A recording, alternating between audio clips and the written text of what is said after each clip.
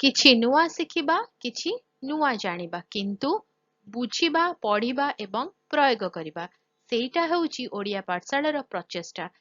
ଆପଣମାନଙ୍କୁ ସମସ୍ତଙ୍କୁ ସ୍ୱାଗତ। ଓଡ଼ିଆ ପାଠଶାଳାକୁ ଚାଲନ୍ତୁ। ଆଜିର ଭିଡିଓରେ ଡକ୍ଟର ଏପିଜେ ଅବ୍ଦୁଲ କଲାମଙ୍କ ବିଷୟରେ ଜାଣିବା। Doctor APJ Abdul Kalam missile man of India ଭାବରେ ପ୍ରସିଦ୍ଧ। ତାଙ୍କର ସମ୍ପୂର୍ଣ୍ଣ ନାମ ଅବୁଲ ପାକିର ଜଲାଲୁଦ୍ଦିନ ଅବ୍ଦୁଲ କଲାମ। ସେ ଅକ୍ଟୋବର 15, 1931 ମସିହାରେ ତାମିଲନାଡୁର ରାମେଶ୍ୱରମରେ ଜନ୍ମଗ୍ରହଣ କରିଥିଲେ। ତାଙ୍କ ପିତା ଜଲାଲୁଦ୍ଦିନ ମର୍କାୟାର ଜଣେ ଡଙ୍ଗା ମାଲିକ ତଥା ସ୍ଥାନୀୟ ମସଜିଦର ଇମାମ ଥିଲେ।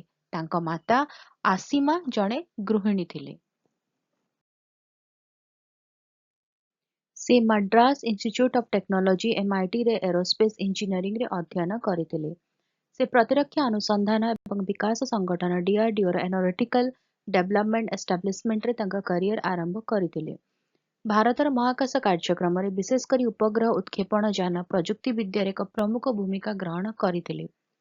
ସେ 1980ରେ ରୋହିଣୀ ଉପଗ୍ରହକୁ ସଫଳତାର ସହ ନିୟୋଜିତ କରିଥିବା ଭାରତର ପ୍ରଥମ ସ୍ୟାଟେଲାଇଟ୍ ଲଞ୍ଚ ଯାନ SLV-3ର ବିକାଶକୁ ନିର୍ଦ୍ଦେଶ ଦେଇଥିଲେ। କ୍ଷେପଣାସ୍ତ୍ର ବିକାଶ କ୍ଷେତ୍ରରେ ସେ integrated guided missile development programme ଅଧୀନରେ ବାଲିଷ୍ଟିକ୍ କ୍ଷେପଣାସ୍ତ୍ର ବିକାଶରେ ସହଯୋଗ କରିଥିଲେ। ସେ ପ୍ରମୁଖ କ୍ଷେପଣାସ୍ତ୍ର ଅଗ୍ନି ଏବଂ ପୃଥିବୀ ପରି କ୍ଷେପଣାସ୍ତ୍ରର ବିକାଶ ସହିତ ଜଡ଼ିତ। ପୋଖରାନ-2 ପରୀକ୍ଷା 1998 ମସିହାରେ ଭାରତର ଆଣବିକ ପରୀକ୍ଷଣ ସମୟରେ ମୁଖ୍ୟ ବୈଜ୍ଞାନିକ ପରାମର୍ଶଦାତା ଭାବରେ ଏକ ଗୁରୁତ୍ୱପୂର୍ଣ୍ଣ ଭୂମିକା ଗ୍ରହଣ କରିଥିଲେ। ସେ ୱିଙ୍ଗସ୍ ଅଫ୍ ଫାୟାର, ଇଗ୍ନାଇଟେଡ୍ ମାଇଣ୍ଡସ୍ ଏବଂ ଇଣ୍ଡିଆ 2020 ପ୍ରେରଣାଦାୟକ ପୁସ୍ତକ ରଚନା କରିଥିଲେ। 2002ରୁ 2007 ପର୍ଯ୍ୟନ୍ତ ଭାରତର ଏକାଦଶ ରାଷ୍ଟ୍ରପତି ଭାବରେ କାର୍ଯ୍ୟ କରିଥିଲେ। ପିପଲ୍ସ ପ୍ରେସିଡେଣ୍ଟ ଭାବରେ ଜଣାଶୁଣା। ତାଙ୍କର ଦୂରଦୃଷ୍ଟି, ବୈଷୟିକ ଏବଂ ଶିକ୍ଷାଗତ ଉନ୍ନତି ମାଧ୍ୟମରେ 2020 ସୁଦ୍ଧା ଭାରତକୁ ଏକ ବିକଶିତ ରାଷ୍ଟ୍ରରେ ପରିଣତ କରିବା ପାଇଁ ପରାମର୍ଶ ଦେଇଥିଲେ।